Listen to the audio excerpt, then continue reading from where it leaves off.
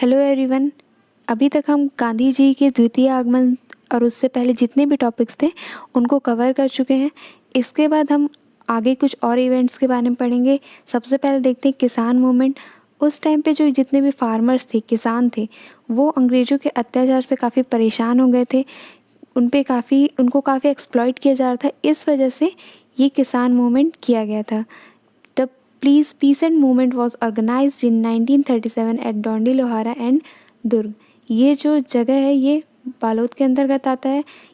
जो देश भर में सब जगह ये किसान मूवमेंट चल रहा था, बट इसका जो असर छत्तीसगढ़ में मेनली ये दो जगहों का नाम इसमें मेंशन किया जाता है, डोंडी लोहारा और ये दुर्ग। इट वॉज लेड बाय, इनका जो मतलब नेतृत्व था, इसका जो लीडरशिप था, उसे किसने किया था? नरसिंह प्रसाद अग्रवाल। ये CGPSC में पूछा भी गया था 2019, अभी जो जस्ट फेब में पेपर हुआ था। पीसेंट का मतलब होता है किसान। ये जो मूवमेंट हुआ था ये इन दो प्लेस में हुआ था 1937 में, और इसके जो लीडर थे वो थे Narsingh Prasad Agrawal. At that time there was a special terror of Maniram Pandey. उस टाइम पे क्या था, वहाँ का जो दीवान था उसका नाम था मनीराम पांडे। उसका काफ़ी लोगों में खौफ था। On August 1937 the farmers organise a general meeting. इनसे परेशान होकर क्या हुआ कि जो वहाँ के फार्मर्स थे उन्होंने एक जनरल मीटिंग ऑर्गेनाइज की in front of the zamindars, मतलब ज़मींदार्स के सामने। और जितने भी प्रॉब्लम्स थे उनको रखा गया, जितनी भी कंप्लेंट्स थी उन्हें, जो ज़मींदार के साथ ये मीटिंग हुई थी उसमें रखा गया। इसके बाद क्या हुआ कि जो कंप्लेंट्स रखी गई, बट इसके बाद कोई एक्शन नहीं लिया गया। इस वजह से क्या हुआ कि जितने भी फार्मर्स थे उन्होंने सत्याग्रह स्टार्ट किए under the leadership of mister Agrawal, मतलब कि ये नरसिंह प्रसाद अग्रवाल। इसके बाद नरसिंह प्रसाद अग्रवाल ने जगह जगह घूमकर इस मूवमेंट का प्रचार प्रसार किया और आसपास की जगहों में से फैलाया, जैसे कि अम्बागढ़ चौकी, पाना बरस एक्सेट्रा। फिर काफ़ी लोगों ने इसका सपोर्ट किया, लोग इसके सपोर्ट में आए, जैसे कि शैरी प्रसाद अग्रवाल, रत्नाकर झा, श्री वासुदेव देशमुख, इन्होंने अपना फुल सपोर्ट दिया। उसके बाद उसी टाइम पे जब ये मूवमेंट स्टार्ट हुआ था तो जो ये पंडित रविशंकर शुक्ला हैं वो उस टाइम एजुकेशन मिनिस्टर थे सेंट्रल प्रोविंस के, मतलब कि मध्य प्रांत के। और ये जो द्वारका प्रसाद मिश्रा हैं ये होम मिनिस्टर थे, गृह मंत्री थे। ये जो कांग्रेस के लोग थे ये चाहते थे इस मूवमेंट को शांत करना, तो इसलिए इन्होंने अग्रवाल ब्रदर्स, मतलब कि शैरी प्रसाद अग्रवाल और नरसिंह प्रसाद अग्रवाल, इन्हें बुलाया समझौता कराने के लिए। बट क्या समझौता कराने के लिए इन्हें नागपुर बुलाया, बट वहाँ पे इसका कोई डिसीज़न नहीं निकला। यहाँ पे मतलब कि कोई ये समझौता हो नहीं पाया, could not be reached any result, मतलब इसका कोई मतलब नहीं निकला। इसके बाद क्या हुआ, 5 मई 1939 को ये सत्याग्रह वापस से स्टार्ट कर दिया गया। एक सभा बुलाई गई उस गांव का नाम था कुसुम कसा। वहाँ पे ये शैरी प्रसाद अग्रवाल ने वापस से ये सत्याग्रह स्टार्ट कर दिया। इन्होंने 9 दिनों के लिए फास्ट रखा। उस टाइम पे जो कांग्रेस थी वो मध्य प्रांत की रूलिंग पार्टी थी, तो वो भी चाहते थे इस मूवमेंट को ब्रेक करना।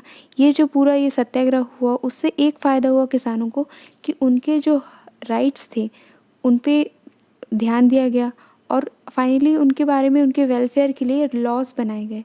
इस मूवमेंट के बाद सिमिलरली इन 1938 फार्मर्स स्टार्टेड, मतलब कि जो फार्मर्स थे छुई खदान के, उन्होंने भी एक मूवमेंट चलाया जिसका नाम था don't pay tax, it means कर मत पटाओ।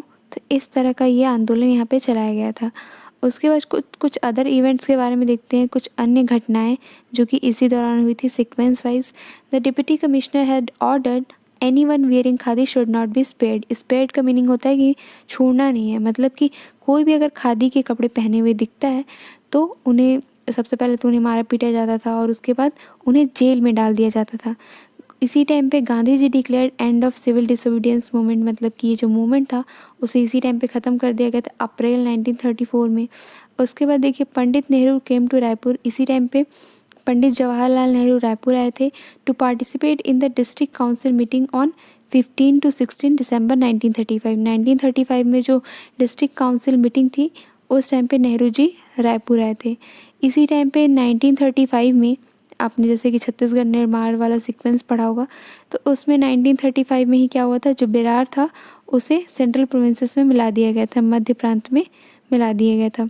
फॉर्मेशन ऑफ सर्विस टीम मतलब कि फॉर्मेशन ऑफ सेवा दल, इसे हिंदी में कहते हैं सेवा दल, इसका फॉर्मेशन हुआ था। तो इसका ईयर जो था वो 1938, ये आपको याद रखना है। रायपुर कांग्रेस भवन was inaugurated bye Sardar Vallabh भाई पटेल इन 1940। 1940 में इनके द्वारा इनॉग्रेशन हुआ था रायपुर कांग्रेस भवन का। इसके बाद लास्ट पॉइंट है second visit of doctor Rajendra Prasad. दिसंबर 1935 में रायपुर डिस्ट्रिक्ट काउंसिल का एनुअल कॉन्फ्रेंस था, उसे अटेंड करने के लिए डॉक्टर राजेंद्र प्रसाद छत्तीसगढ़ आए थे। इसके बाद नेक्स्ट देखते हैं 1937 के इलेक्शंस, मतलब कि 1937 में जो प्रांतीय विधानसभा के लिए चुनाव हुए थे उसके बारे में देखते हैं। जब गवर्नमेंट ऑफ इंडिया एक्ट 1935 आया तो उसी दौरान फर्स्ट जनरल इलेक्शंस हुए, जिसमें 11 प्रोविंसेस में ये चुनाव हुए, जिसमें जो कांग्रेस थी वो सबसे मेजर पार्टी बन के सामने आई, क्योंकि सबसे ज़्यादा जगहों पर कांग्रेस की गवर्नमेंट आई। उन्हें 6 में बहुमत मिली थी, मतलब कि पूर्णतः बहुमत। उसके बाद 2 में समर्थन, ठीक है। तो इस वजह से 8 जगहों पर कांग्रेस की गवर्नमेंट बनी, जिसमें से सेंट्रल प्रोविंसेस मतलब कि मध्य प्रांत भी एक था। उस टाइम पे पंडित शुक्ला, जो रविशंकर शुक्ला हैं, वो रायपुर से निर्वाचित हुए। उसके बाद जो घनश्याम सिंह है वो दुर्ग से, एवं जो ई राघवेंद्र राव है वो बिलासपुर से निर्वाचित हुए। उस टाइम पे जो डॉक्टर नारायण भास्कर खरे थे वो चीफ मिनिस्टर बने सेंट्रल प्रोविंसेस के ऑन जुलाई 1937। उस टाइम पे रविशंकर शुक्ला जो थे उन्हें एजुकेशन मिनिस्टर मतलब कि शिक्षा मंत्री बनाया गया। ये जो रविशंकर शुक्ला थे उन्होंने शिक्षा मंदिर स्कीम जो है वो स्टार्ट किया। ये एजुकेशन रिलेटेड था, कि मतलब कि एजुकेशन को बढ़ाने के लिए, एजुकेशन के प्रति लोगों को जागरूक बनाने के लिए ये स्टार्ट किया गया था ये scheme. On 29 July 1938 mister Khare had to resign due to differences in the party. Party में आपसी मतभेद के कारण खरे जो चीफ मिनिस्टर थे उन्हें रिज़ाइन देना पड़ा। उसके बाद जो रविशंकर शुक्ला थे वो चीफ मिनिस्टर बने। इसी टाइम पे वर्ल्ड वॉर सेकेंड चल रहा था, जिसमें जो ब्रिटिशर्स थे उन्होंने बिना इंडिया की जो ये विधानमंडल है उनकी कंसेंट की, मतलब उनकी बिना सहमति के ही जो एलीज मतलब कि मित्र राष्ट्र, कुछ कंट्रीज़ का ग्रुप है, इनकी ओर से शामिल कर दिया इस वर्ल्ड वॉर सेकेंड में। तो इस वजह से कांग्रेस काफ़ी नाराज़ हुए इस बात से। तो कांग्रेस जो वाले थे उन्होंने ये डिमांड रखी कि जो ब्रिटिशर्स हैं वो declaration of the purpose of war मतलब कि वॉर का उद्देश्य बताएं, एवं उन्होंने ये भी डिमांड किया कि अगर इंडिया को उन्होंने शामिल किया है अपनी ओर से, तो इस वॉर के बाद India to be made independent after the war, मतलब कि युद्ध ख़त्म होने के बाद इंडिया को पूर्णतः इंडिपेंडेंट मतलब कि पूर्णतः स्वतंत्र कर दिया जाए। On November 15, 1939 the Congress cabinet resign. क्या हुआ कि इस बात को नहीं मानने के कारण जो कांग्रेस की कैबिनेट थी सब ने त्यागपत्र दे दिया, सब ने रिज़ाइन कर दिया। Orders of the Congress executive due to neglect of governance on this demand, मतलब कि उनकी डिमांड नहीं मानी गई, इस वजह से सभी ने त्यागपत्र दे दिया। इस वीडियो में इतना ही। इस 2 टॉपिक और बचे हैं, एक है व्यक्तिगत सत्याग्रह और दूसरा है भारत छोड़ो आंदोलन। तो ये टॉपिक हम आगे कवर करेंगे। Thank you everyone.